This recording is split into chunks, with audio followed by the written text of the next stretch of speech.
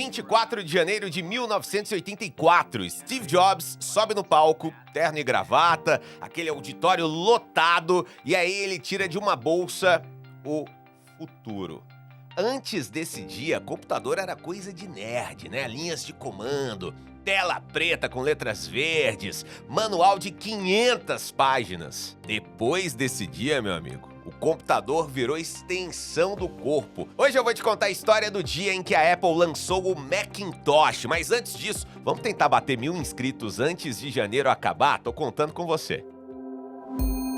Bom, antes da gente tentar entender o Mac, a gente precisa entender como eram os computadores antes dele.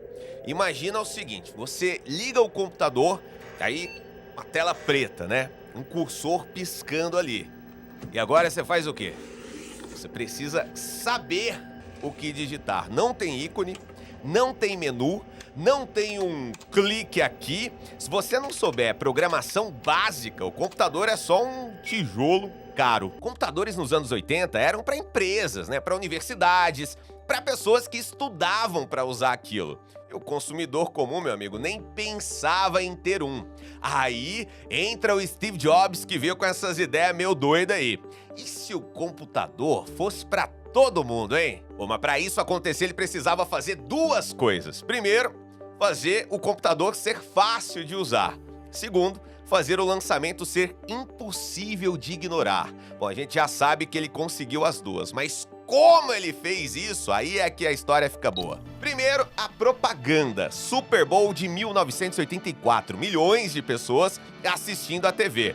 E aí, no intervalo, passa o comercial mais caro e mais estranho da história da TV. Eu vou colocar o comercial inteiro no final do vídeo, mas dá uma olhada aí. Uma mulher correndo com um martelo na mão, né? E aí, no final, acontece isso. Ela joga o martelo, a parada explode, e aí aparece essa mensagem. Em 24 de janeiro, a Apple Computer vai lançar um Macintosh. E você vai ver por que 1984 não será como 1984. E aí ficou todo mundo tipo, hã?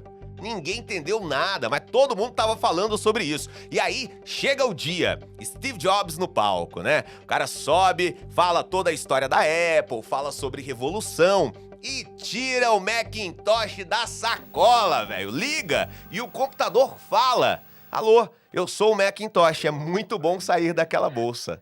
Meu amigo, o povo enlouqueceu. E não era só marketing, né? O produto era diferente, era muito diferente. O Macintosh tinha uma parada que nenhum outro computador comercial tinha. Interface gráfica. Sabe aquela área de trabalho que você usa? Pastas, ícones, lixeira. Pois é, começou aqui. E o mouse, né? Antes do Mac, o mouse era coisa de laboratório. Só que agora você não precisava mais digitar comandos, você só apontava e clicava. E tinha mais, as fontes. É, isso mesmo, antes do Mac, todo o texto de computador era igual. Depois do Mac, aí você podia escolher o estilo da letra, negrito, itálico, o tamanho da letra. Hoje em dia parece uma bobagem, né? Mas isso mudou o design gráfico para sempre. De repente, qualquer um podia fazer um panfleto, um jornal, um cartaz. Mas teve um problema. O Macintosh não vendeu tanto quanto esperavam. Pelo menos não no começo, né? E você imagina o motivo por trás disso? Era caro demais, tinha pouca memória, poucos programas compatíveis. O Steve Jobs saiu da Apple em 1985 e o Mac quase morreu. Mas aí, designers descobriram o Mac, escolas adotaram o Mac, criativos amaram o Mac. E aos poucos, a interface gráfica virou assim um padrão, né? Tanto que o Windows copiou, todo mundo copiou. E hoje, hein? Hoje você não consegue imaginar um computador sem isso. Tudo que você toca no celular, no tablet, no computador, tudo isso começou com o Macintosh. O Steve Jobs não inventou o mouse, não inventou a interface gráfica, mas ele fez todo mundo acreditar que precisava disso. E ele estava certo. Steve Jobs vendeu uma revolução e todo mundo comprou. Agora se liga aí no comercial. Today we celebrate the first glorious anniversary of the Information Purification Directives we have created for the first time. history, a garden of pure ideology, where each worker may bloom, secure from the pests of a contradictory thoughts.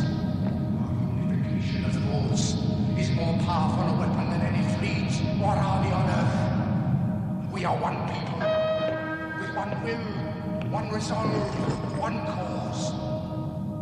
Our enemies shall talk themselves to death, and we will bury them with their own confusion. We shall prevail.